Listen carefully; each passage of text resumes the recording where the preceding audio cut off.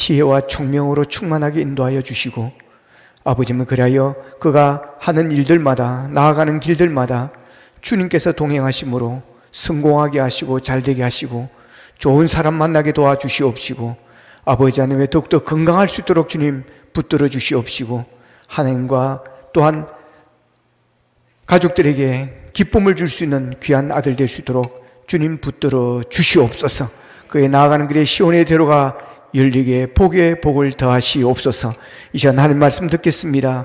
말씀으로 아버지를 만나게 하여 주시고, 하나님의 음성을 듣고 아버지 하나님여 회복과 치유가 일어나게 하시고, 우리의 믿음이 더욱더 성장할 수 있도록 도와주시옵소서. 예수님의 이름으로 기도합나이다. 아멘. 작은 마을 베들레헴이라는 제목으로 말씀을 증거하겠습니다. 오늘은 대림절 첫 번째 주일로 지키고 있습니다. 대림절을 대강절이라고도 부릅니다. 대림절은 이번 주를 시작해서 이제 성탄절 오는 그 직전까지 4주 동안을 우리는 대림절 기간으로 보내고 있습니다. 대림절은 글자 그대로 주님의 오심을 기다리는 절기입니다. 그래서 주님의 오심의 의미를 우리가 다시 한번 생각하고, 또 다시 오실 주님을 우리가 맞이할 준비를 하며 보내는 그런 절기입니다. 자, 오늘 본문에서 미가 선지자는 이상적인 통치자 메시아가 태어날 것을 선포를 하고 있습니다.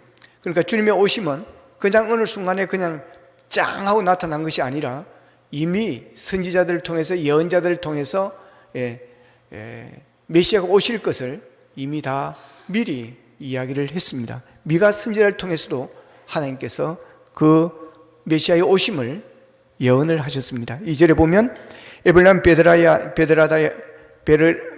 에브라다야 너는 유다 족속 중에 작을지라도 이스라엘을 다스릴 자가 내게서 내게로 나올 것이라. 그의 근본은 상고의 영혼에 있느니라 그럽니다. 자, 미가는 이상적인 통치자 메시아가 오실 것을 예언을 하면서 그가 오실 곳을 베들레헴 에브라다라고 말씀을 하고 있습니다. 그런데 베들레헴 에브라다야 너는 유다 족속 중에 작을지라도 이렇게 말씀을 하십니다. 그러니까 베들레헴은 유다에서 작은 마을이라는 것입니다. 베들레헴은 다윗의 고향입니다. 또한 에브라다는 다윗의 족속이기도 합니다. 하나님의 아들이 우리를 구원하시려고 이 땅에 오셨는데 그 장소가 베들레헴이라는 작은 그런 마을이라는 것입니다. 지금도 베들레헴은 작은 도시입니다. 예루살렘에서 약 7, 8km 떨어지는 변두리에 속하는 것입니다. 변두리는 언제나 가난하고 어려운 사람들이 많습니다. 그 마을, 그 역시 그것도 그랬던 것입니다.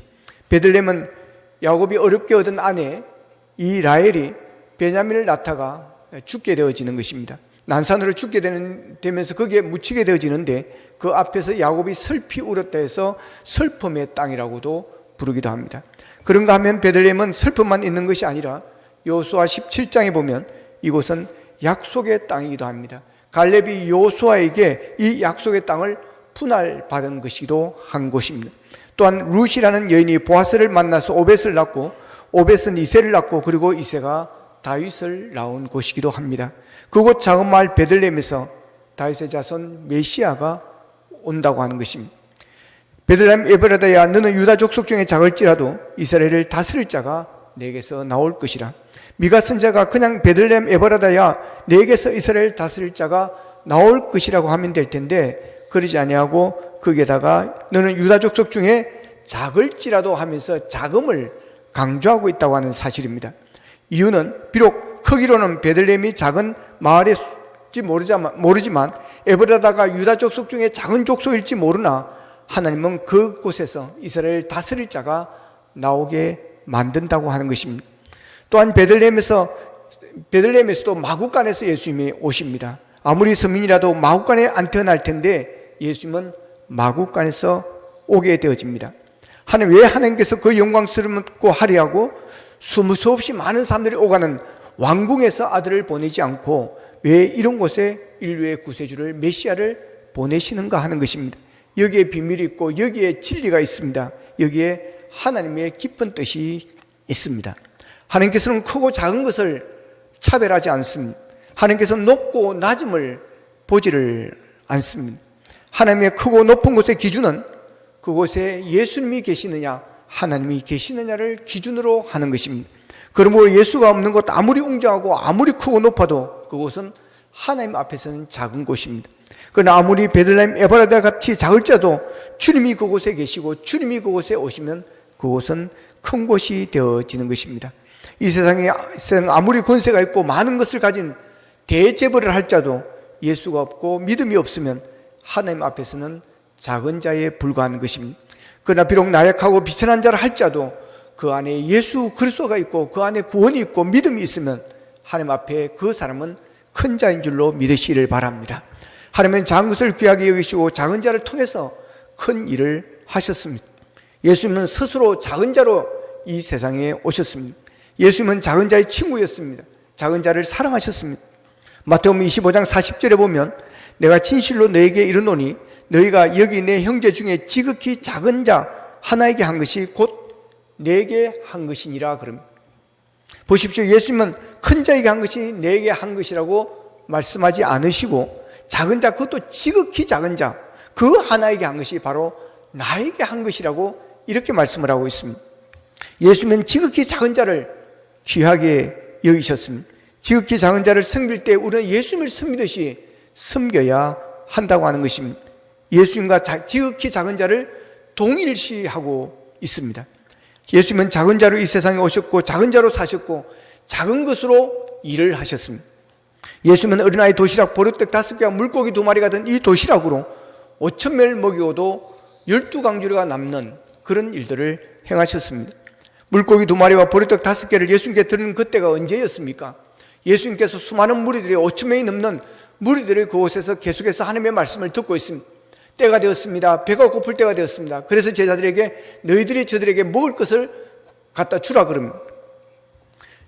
그러니 무엇을 어떻게 해야 되는 것입니까? 어디 가서 돈을 구해와야 되는 것입니다. 수백만 원을 수십만 원을 구해와서 예수님께 드리든지 아니면 대형 마트에 가서 빵과 우유를 트럭에 실어가지고 5,000명분을 가지고 오든지 그래야 되는 것입니다. 그런데 물고기 2마리와 보리떡 5개 든 어린아이 도시락 하나를 여러분 예수님께 가져다 드렸습니다. 여러분 물고기 2마리 하니까 무슨 고기가 있죠? 고등어 이따만한 거 이따만한 거 여러분 그런 게 아닙니다. 여러분 갈치 반쪽알이 이만한 거 그런 거 아닙니다. 여러분 어린아이 도시락에 물고기 2마리가 들어갔다 생각해 보십시오. 상상이 갑니까 여러분? 예.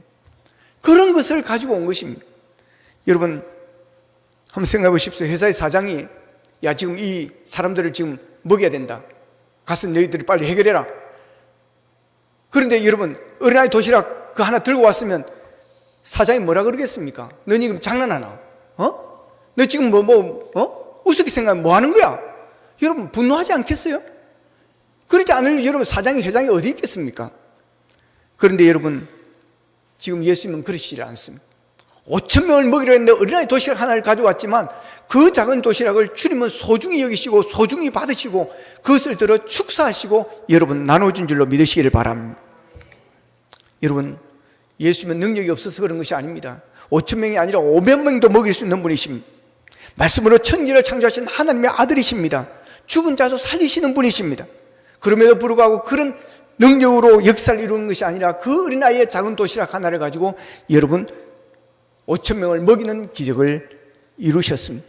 예수님께서는 그것을 통해서 작은 것의 소중함, 작은 것의 귀중함, 작은 것의 힘을 우리에게 가르쳐 주고 있는 것입니다. 예수님은 100마리의 양보다 길을 잃으면 1마리의 양을 찾아 99마리의 양을 두고 그 양을 찾아 여러분 나서는 분이십니다. 이런 잃어버린 한 드라크마의 이야기, 이 모든 것들이 작은 것의 귀중함을 보여주는 것입니다. 마태복음 13장 31절 32절에 보면 예수님은 비유를 들어서 말씀을 하십니다. 천국은 마치 사람이 자기 밭에 갖다 심은 겨자씨 하나를 같으니 이는 모든 씨보다 작은 것이로되 자란 후에는 풀보다 커서 나무가 되며 공중의 새들이 와서 그 가지에 깃들이 있느니라 그럽니다. 여러분 작은 씨 밭에 같은 겨자씨만한 이 씨앗에서 천국이 시작되어진다는 것입니다. 천국은 작은 것에부터 시작이 되어집니다. 어리석은 사람일수록 작은 것을 소홀히 여깁니다. 작은 것의 가치를 모르기 때문에 그렇습니다. 달란트 비유에서 5달란트 받은 자와 2달란트 받은 자에게 주인이 칭찬을 합니다. 그 칭찬을 마태복음 25장 21절에서 이렇게 말합니다. 착하고 충성된 종아, 네가 적은 일에 충성하였음에 내가 많은 것을 내게 맡기겠다 그럽니다. 보십시오. 네가 적은 일에 충성하였음에, 그렇습니다. 우리가 작은 일에 충성할 때 우리에게 더 큰 일을 맡기시는 하나님이심을 믿으시기를 바랍니다. 그렇기 때문에 내가 이런 일을 해, 내가 왜 이런 일을 해, 그러면 안 됩니다, 여러분. 화장실 청소를 하더라도 겸손히 기뻐하는 마음으로, 주님의 몸을 청소하는 마음으로 여러분 그렇게 하면 복에 복을 줄 줄로 믿습니다, 여러분. 저도 그런 마음으로 화장실 청소합니다. 그랬더니 여러분 둘째 손녀를 지난주에 주셨습니다. 할렐루야.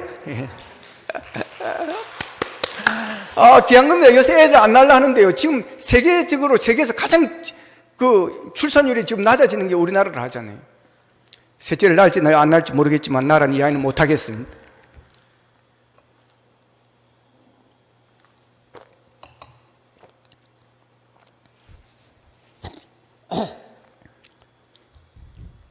며느리가 예뻐 죽겠어요. 여러분, 하나님은 작은 것을 소중히 여기시고 작은 일에 충성한 자를 귀하게 여기시고 작은 자에 복을 주십니다. 예수님은 모든 인류를 구원하기 위해서 이 세상에 오셨습니다. 그런데 그렇게 크고 넓게만 생각하면 예수님과 거리가 멀어집니다. 예수님이 이 큰 세상에 사는 작은 나를 위하여 이 땅에 오셨고 작은 나를 위하여 십자가에 달리셨고 구원의 길을 열어주셨습니다. 하나님은 작은 능력을 가지고도 큰 일을 이루시는 분이십니다. 그러므로 그리스도인은 작은 것에 가치를 두고 작은 것을 소중히 여기고 작은 일에 충성해야 하는 것입니다. 오늘 본문에 보면 이스라엘을 다스릴 메시아의 오심도 왕궁에서가 아니라 작은 마을 베들레헴에서, 그리고 예루살렘의 명문 세도가 아니라 유대 족속 중에서도 작은 족속 에브라다였습니다. 예수님께서 베들레헴에 태어나신 것은 우리 인류를 위해서 가장 작은 자들을 위해서 이 땅에 오셨음을 말하는 것이고, 마구간에 오신 것은 가장 불행하고 비참한 우리들의 삶의 현장에 주님이 찾아오셨음을 보여주는 것입니다. 가장 낮은 곳, 가장 절망적인 곳, 소망이 없는 곳에 메시아가 오셨다는 것입니다. 하나님을 떠난, 하나님이 없는 우리 인간은 어디에 살든 우리 모두는 베들레헴이며 마구간입니다. 하나님이 없고 범죄하면 죄에 빠진 우리 인간은 가장 낮은 자들입니다. 죄보다 더 낮은 곳이 어디 있겠습니까? 죄에 빠진 인간보다 더 비참한 것이 어디에 있겠습니까? 우리 인간의 가장 큰 불행은 여러분 무엇입니까? 가진 것이 없다고 불행한 것입니까? 그런 게 아닙니다. 하나님을 떠난 것이 우리 인간에게 절망이고 불행이고 여러분 고통인 것입니다. 사람은 사람의 죄를 해결할 수가 없습니다. 인간의 방법은 죄를 조금도 제거할 수 있는 그런 능력이 하나도 없습니다. 죄의 무거운 짐을 벗겨줄 자도 아무도 없습니다. 가장 낮은 곳에서 죄 때문에 신음하고 죄의 짐을 짊어지고 살아가는 우리를 위하여 주님께서 이 땅에 오신 것입니다. 죄는 엄청난 파멸의 능력이 있습니다. 존 번연은 말하기를 하나의 틈이 배를 침몰시키듯이 하나의 죄가 우리의 삶을 파멸시킨다라고 말했습니다. 아무리 큰 건물, 큰 집, 큰 기업, 큰 권력을 가지고 여러분 또한 이 세상에 남이 갖지 못한 모든 것을 가져도 죄는 우리를 넘어뜨리고 파괴하고 불지르고 빼앗고 모두 흩어버리는 것입니다. 이 세상의 가장 큰 능력은 사람이 아닙니다. 죄입니다. 죄가 우리의 아름다웠고 거룩한 모든 것을 다 빼앗아 가는 것입니다. 죄 앞에 속수무책으로 죄에 눌려 살아가는 우리 인류를 위해서 하나님의 아들이 베들레헴에 오신 것입니다. 그는 그의 능력으로 우리를 죄에서 건지시고 십자가의 보혈로 죄를 씻어지고 그의 죽으심으로 죄를 멸하시고 모든 죄의 능력을 다 파멸하셨습니다. 죄에 빠진 우리를 건지시고 짐을 벗겨주시고 우리의 상처와 아픔을 다 치료해 주시기 위해서 하나님의 아들이 이 땅에 오신 줄로 믿으시기를 바랍니다. 이 세상에서 가장 큰 기적은 죄에서 건짐받는 것입니다. 가장 큰 은혜는 죄에서 용서받는 것입니다. 이보다 더 큰 복은 없습니다. 십자가의 능력, 보혈의 은총인 것입니다. 예수님은 나의 죄를 대속하시기 위해서 내가 져야 할 십자가를 대신 지시기 위하여 이 땅에 오신 것입니다. 고린도후서 8장 9절에 보면 우리 주 예수 그리스도의 은혜를 너희가 알거니와 부요하신 이로써 너희를 위하여 가난하게 되심은 그의 가난하심으로 말미암아 너희를 부요하게 하려 하심이라 그랬습니다. 예수님의 부요함을 포기하시고 예수님이 자신의 부요함을 포기하시고 가난해지심으로 말미암아 우리를 부요하게 만들어 주신 줄로 믿습니다. 우리의 웃음이 주님의 울음 때문에 나오는 것이고 우리가 누리는 평안이 주님의 고통 때문에 우리가 평안을 얻는 것입니다. 주님이 마हु간에 오셔서 마후간에 같이 계신 것이 아니라 주님이 마후간에 태어나면서 마후간에 있는 우리를 왕궁으로 옮기신 것입니다. 하나님의 나라로 우리를 옮기신 것입니다. 그런 예수님이 오실 곳이 작은 마을 베들레헴이 있고 에브라다였다는 것입니다. 그래서 베들레헴 에브라다야 너는 유다 족속 중에 작을지라도, 여러분, 너는 유다 족속 중에 작을지라도 하는 것은 결코 너는 작지 않다라고 하는 것입니다. 그렇습니다. 베들레헴은 작은 마을이었지만 예수님께서 그곳에 오심으로 베들레헴은 결코 작은 마을이 아닌 것입니다. 베들레헴은 이스라엘 다스릴 자가 그곳에 오심으로 유명한 사람 마을이 되었고 큰 마을이 되었습니다. 그래서 베들레헴은 온 세계 모든 성도들이 가장 사모하는 거룩한 땅입니다. 1년 내내 베들레헴은 사람들로 붐빕니다. 지금은 팔레스타인과 이스라엘이 극한 대립으로 인해서 그러지를 못하고 있지만 세계 모든 성도들은 꿈은 베들레헴에 가는 것입니다. 베들레헴은 성탄절이 되면 발 디딜 틈도 없는 것입니다. 그래서 이제 베들레헴 에브라다라는 건 작은 곳이 아니라고 하는 것입니다. 하나님의 아들이 오심으로 베들레헴은 이 세상에서 가장 거룩한 땅, 영광스러운 곳이 되어졌습니다. 예수님께서 작은 베들레헴에 찾아오신 것처럼 우리도 베들레헴으로 가야 되는 것입니다. 주님이 계신 곳으로 우리는 가야 합니다. 주님을 영접할 뿐만 아니라 우리의 삶도 이제 베들레헴과 같이 이 세상에 버림받은 그곳으로 찾아가야 하는 것입니다. 우리는 주님의 삶을 본받고 우리 이웃에 먹을 것이 없는 베들레헴, 부모가 없는 베들레헴, 자녀가 없는 베들레헴, 질병과 함께 절망 중에는 베들레헴에 찾아가서 우리 주변에서 그런 어려운 분들을 우리가 위로하고 격려하고 그들을 위해서 기도해 주는 자가 되어야 될 줄로 믿습니다. 오늘날 많은 사람들은 더 아름답고 더 영광스럽고 더 부유하고 더 귀하고 더 높아지려고 하는데 목표를 두고 있습니다. 그러나 우리는 작은 예수가 되고 작은 제자가 되어서 여러분 낮은 곳으로 모두 우리는 내려가야 하는 것입니다. 세상 사람들은 높은 것을 좋아하고 큰 것을 좋아합니다. 높은 곳에 올라가야 성공했다 그러고 큰 것을 해야 잘 산다고 하는 것입니다. 그래서 높은 곳으로만 위로만 올라가려고 하고 큰 회사, 큰 교회, 큰 도시만 가려고 하는 것입니다. 더 유명해지려고만 하는 것입니다. 이게 다 베들레헴과는 반대인 것입니다. 우리는 베들레헴으로 가야 됩니다. 우리 교회는 베들레헴 교회가 되어야 될 줄로 믿습니다. 우리의 가정은 베들레헴의 가정이 되어야 될 줄로 믿습니다. 그곳에 예수님이 오시는 것입니다. 그래서 예수님은 작은 자를 크게 해주시고 약한 자를 강하게 해주시고 가난한 자를 부유하게 해주시는 것입니다. 우리 인간이 어려울 때 우리를 도와줄 수 있는 분은 예수 그리스도밖에 없습니다. 아무리 권력이 있어도 모든 국민들이 다 지지한다 할지라도 여러분 어려울 때는 자기 혼자 서 있습니다. 그동안 역대 대통령들을 보십시오. 대통령 중심에 같은 우리나라, 특별히 우리 같은 나라에서는 대통령의 권력은 대단합니다. 제가 볼 때는 거의 절대 권력입니다. 그런데 대통령이 그런 권력을 가지고도 아들이 감옥에 가는 것을 막지 못했습니다. 여러분, 형님이 감옥에 가는 것을 막지를 못했습니다. 가장 사랑하는 왼팔 오른팔 측근들이 감옥에 가는 것을 막지를 못했습니다. 현직 대통령입니다만 장모님이 감옥 가는 것을 막지 못했습니다. 진정으로 나를 도와주실 분은 예수밖에 없습니다. 예수님은 우리가 아무리 비천하고 보잘것없어 보이는 베들레헴 같은지라도 버리지 아니하시고 베들레헴으로 찾아오셔서 우리를 만나주시고 우리를 구원해 주시고 치료해 주시는 주님이심을 믿으시기를 바랍니다. 여러분, 아무리 자녀가 많고 자녀가 잘 살고 잘 된다 할지라도 이 땅을 떠날 때는 혼자입니다. 여러분, 아무도 없습니다. 사람이 실패하면 아무도 없습니다. 지난 한 주간 동안 억울한 누명을 쓰고 또한 언론들과 검찰이 그냥 만들고 부풀리고 이래가지고 고통 속에 살았던 한 정치인의 자서전을 읽었습니다. 읽으면서 많은 눈물을 흘렸습니다. 아, 세상이 이런 거구나. 죄가 아직 드러나지도 않았습니다. 판정되지도 않았습니다. 그럼에도 불구하고 그냥 소문에 다 이렇게 떠나더라고 하는 것입니다. 여러분, 세상이 그런 것입니다.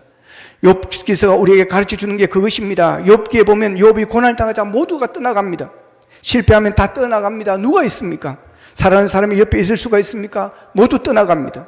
욥은 나중에 친구 3사람이 있습니다.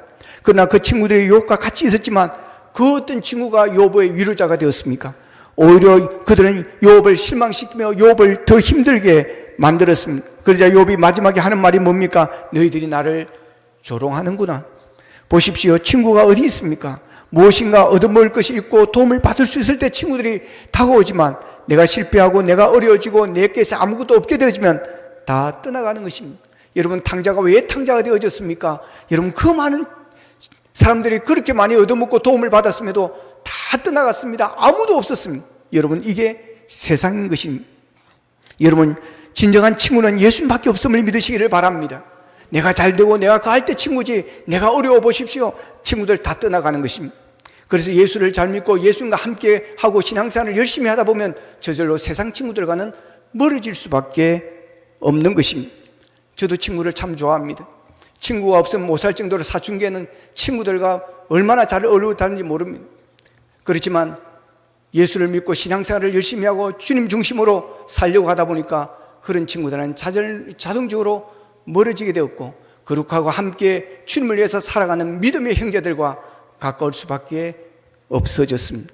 그렇습니다. 여러분, 나중에는 아무도 없습니다. 어려울 때는 아무도 없습니다. 그러나 예수님은 내가 실패할 때 더 가까이 다가오시고, 좋을 때 나와 함께 하지만 어려울 때도 나와 함께 하시고, 살 때도 함께 하시지만 천국 갈 때도 함께 하시고, 땅에서도 함께 하지만 하늘나라에 갈 때도 함께 하시고, 영원히 함께 하시는 주님이심을 믿으시기를 바랍니다. 찬송가 394장에 보면 이 세상의 친구들 나를 버려도 나를 사랑하는 이 예수뿐일세, 예수 내 친구 날 버리지 않네, 온천지는 변해도 날 버리지 않네 그랬습니다. 그리고 찬송가 388장에서는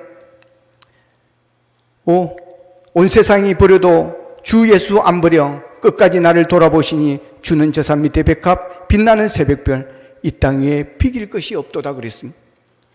온 세상 날 버려도 주 예수 안 버려 끝까지 나를 돌아보시니 주는 저 산 밑에 백합 빛나는 새벽별 이 땅 위에 비길 것이 없도다. 할렐루야. 여러분 믿으시기를 바랍니다. 여러분, 이 세상에 진정한 친구는 예수밖에 없습니다. 여러분 다 떠난다고 여러분 외로워하지 마십시오. 괴롭다고 자살하지 마시기를 바랍니다. 예수님이 계십니다. 가장 좋은 친구 예수님이 함께 하심을 믿으시기를 바랍니다. 그래서 우리 예수 믿는 사람들은 절대로 자살하면 안 됩니다. 우울증이라는 병이 무섭습니다. 그렇기 때문에 옛날에는 우리가 기독교 안에서도 교회 안에서도 자살하면 되게 정죄하고 그랬습니다. 그러나 요즘은 그렇게 하지 않습니다. 왜냐하면 이 우울증 병이라는 게 그쪽으로 몰고 가는 그런 게 있기 때문에, 자기 스스로의 선택이 아니라 병으로 인한 죽음이라고 보기 때문에 우리가 함부로 그렇게 정죄하지는 않습니다.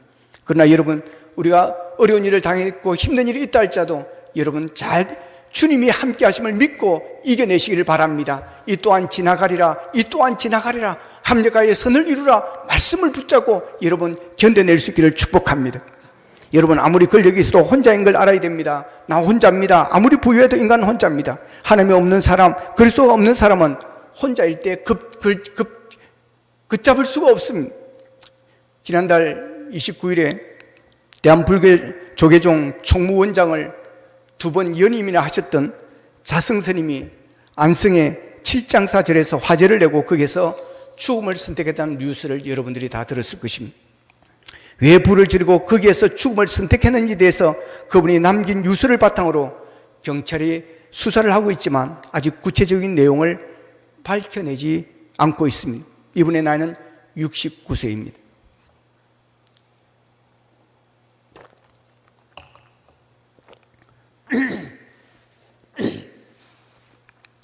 불교에서 스님들의 죽음을 입적이라고 그렇게 합니다. 그러니까 이분이 갑자기 입적한 정황이 석연치 않다 보니까 불교계는 당황스러워하고 있습니다. 이분이 조계종에서 가장 힘 있는 총무를 2번이나 지냈고 불교계의 고위 인사이면서 지금도 불교계 최고의 실세라고 불려진다고 그럽니다. 그러분이 갑자기 절에 불을 지르고 거기서 입적을 했으니 불교계가 당황할 수밖에 없는 것입니다. 그렇지만 불교계에서는 그분의 죽음, 즉 극단적 선택임에도 불구하고 소신공량으로 결론을 내렸습니다. 소신공량은 자기 몸을 불사라 부처 앞에 바친다라고 하는 것입니다. 비록 소신공량으로 불교계에서 정리를 했다 하더라도 그것은 극단적인 선택이요 자살임에 틀림이 없습니다. 왜 이분이 이런 식으로 입적을 한 것입니까? 결국은 혼자였기 때문에 그렇습니다. 여러분 고위직이고 여러분 실세지만 그런 자리에 앉으면 앉을수록 더 고독해지는 것입니다. 더 외로워지는 것입니다. 그래서 그는 그것을 견뎌내지 못했던 것 같습니다. 석가가 내가 너와 함께함이라, 내가 너와 영원히 함께함이라고 말씀하신 임마누엘의 석가가 아닌 것입니다. 그러나 하나님은 임마누엘의 하나님이십니다. 임마누엘의 주님이심을 믿으시기를 바랍니다. 주님이 이 세상에 오실 때 내가 너희들과 함께하기 위하여 임마누엘로 오셨다고 말씀하셨습니다. 그렇습니다. 인간은 결국 혼자이지만, 그러나 우리는, 예수 믿는 사람은 오히려 그런 상황이 올수록, 실패하고 고독한 상황이 올수록 우리는 믿음이 더 깊어지는 것입니다. 그것을 통해서 내가 혼자라는 것을 깨닫습니다. 이 세상에 의지할 것은 하나님 밖에 없다는 것을 깨닫고 더 믿음의 깊이가 더해지고 더 하나님을 사랑하게 되어지고 더 하나님을 붙잡는 그런 믿음의 사람이 되는 줄로 믿으시기를 바랍니다. 여러분 모두가 그런 믿음의 사람이 되기를 축복합니다. 우리의 힘이 되고 우리의 능력이 되고 우리의 기쁨이 되실 분은 베들레헴에 찾아오신 예수님밖에 없습니다. 그래서는 모두 신령한 삶으로 주님을 만나는 주님이 계신 곳, 그 베들레헴으로 가야 하는 것입니다. 베들레헴이 예수님의 초림을 맞이했던 장소라면 오늘날 교회는 곧 재림하실 예수님을 준비하는 장소인 것입니다. 세상 사람들의 눈에 이 지상 교회들은 다른 그런 명소에 비해서 실로 작고 그냥 아무 눈여겨볼 것이 없는 그런 모습일 수도 있습니다. 대도시의 중심가에 마천루라는 이름 그대로 하늘을 찌르듯이 높이 올라가는 고층 빌딩과 대조적으로 여러분 상가의 한 층을 임대해서 겨우 십자가 종탑 하나 옥상에 세우고 있는 교회들의 모습이란 정말 초라할 수 있습니다. 수만 명의 공무원들을 거느리고 있는 국가행정기관이나 수만 명의 사원들로 구성되어 있는 대기업의 조직에 비교할 때 교회의 당회나 제1계 같은 것은 속된 말로 세 발의 피도 되지 않습니다. 그런데 하나님께서는 세상에 유력하고 화려하고 요란한 장소를 죄인이 구세주를 만날 수 있는 곳으로 택하지 않으셨습니다. 그 대신 대다수의 사람들 눈에는 이 거대한 현대사회 속에서 여러분 아무 존재감 없어 보이는 이 고도의 과학기술 문명에 비해서 뒤떨어진 구식으로만 보이는 이 교회를 여러분 영광스러운 그런 장소로 만들어 주셨다는 것입니다.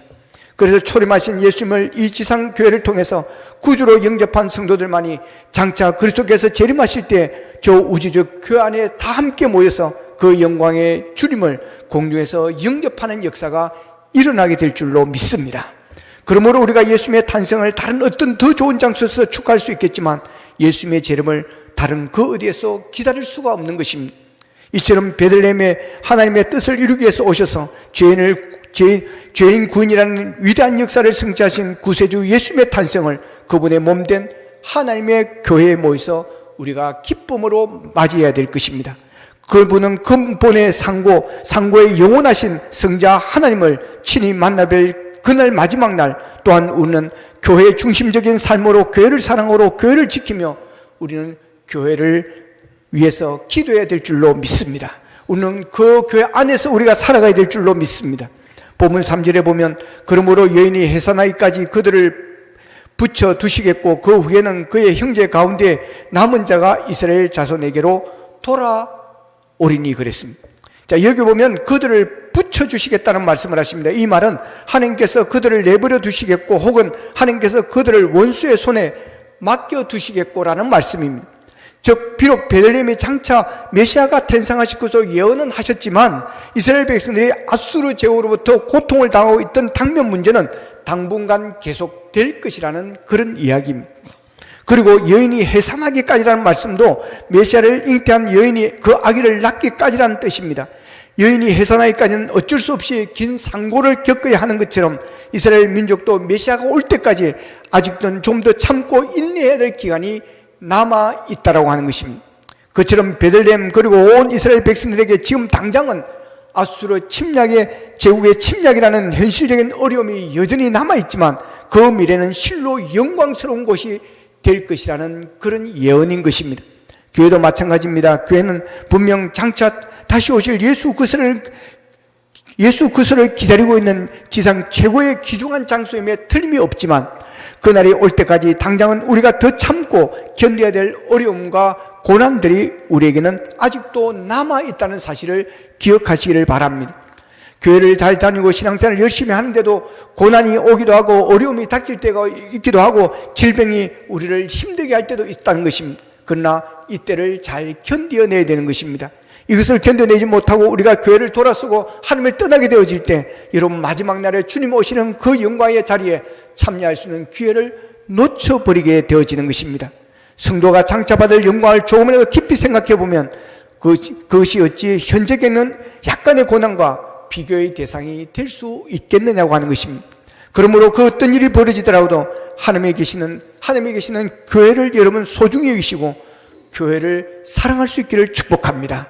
내 인생이 어려워질수록 망가질수록 여러분 더 교회를 가까이 하십시오. 여러분 교회만이 희망이요, 교회만이 소망이요, 이 교회를 통해서 예수 그리스도의 오심을 기다리는 장소일 것입니다. 오늘 우리가 모여 예배드리고 있는 교회가 다시 찾아오신, 예수님이 찾아오신 작은 마을 베들레헴 에브라다인 것입니다. 올해의 성탄을 이처럼 소중하고 복스러운 베들레헴 에브라다인 교회를 중심으로 더욱 기뻐하며 다시 오실 주님을 기다리며 그리스도 예수를 왕으로 모시는 아름다운 성탄의 계절이 되어지기를 주님의 이름으로 축원합니다. 기도하겠습니다. 말씀 붙들고 우리 함께 기도하기를 원합니다. 베들레헴 에브라다야, 너는 유다 족속 중에 작을지라도 이스라엘 다스릴 자가 내게서 내게로 나올 것이라고 하셨습니다. 베들레헴은 작은 마을입니다. 에브라다는 작은 족속입니다. 그러나 하나님은 독생자를, 메시아를 그곳에서 오게 만드셨습니다. 그래서 베들레헴이 작은 마을이었지만 그러나 그 작은 마을은 결코 작지 않았다는 것입니다. 여러분, 하나님은 작은 자를 통해서 일하시고 작은 자를 소중히 여기시고 작은 자를 통해서 큰 일을 이루심을 기억하시고, 여러분, 하나님 이 작은 자를 주님 만나주시고 이 작은 자를 주님께 드려오니 써주시옵소서. 하나님 아버지, 내가 작은 일에 더욱더 충성할 수 있도록 주님 도와주시옵소서. 하나님, 다시 오실 주님을 준비하는 이 교회가 아버지 하나님의 주님 오신 주님을 우리가 축하하며 또한 다시 오실 주님을 기다리며 그 영광된 날을 사모하며 기다리는 복된 이 교회가 될 수 있도록 주님 도와주시옵소서. 다 같이 기도드리겠습니다. 사랑하신 아버지 하나님, 감사하고 감사합니다. 아버지 하나님, 베들레헴 에브라다야, 너는 유다 족속 중에 작을지라도 이스라엘 다스릴 자가 내게서 나올 것이라. 하나님, 독생자 메시아가 이 땅에 오신 것은 베들레헴을 통해서 오셨습니다. 작은 마을이었습니다. 작은 민족이었습니다. 그럼에도 불구하고 하나님은 그곳을 통하여 하나님의 뜻을 이루셨습니다. 아버지 하나님의 작은 것을 소중히 여기는 우리가 되어지기를 원합니다. 작은 것을 통해서 일하시는 하나님을 우리가 계시고 하나님의 손에 우리를 붙잡았기를 원합니다. 하나님의 손에 올려드리기를 원합니다. 작은 어린아이 도시락이 5,000명을 먹이는 역사를 이루시는 주님, 아버지의 귀한 것을 크게 이루시는 하나님을 의지하며 우리가 아버지의 절망하지 않게 하시고 낙심하지 않게 하시고 열등감을 가지지 않게 하시고 힘을 내게 하여 주시옵소서.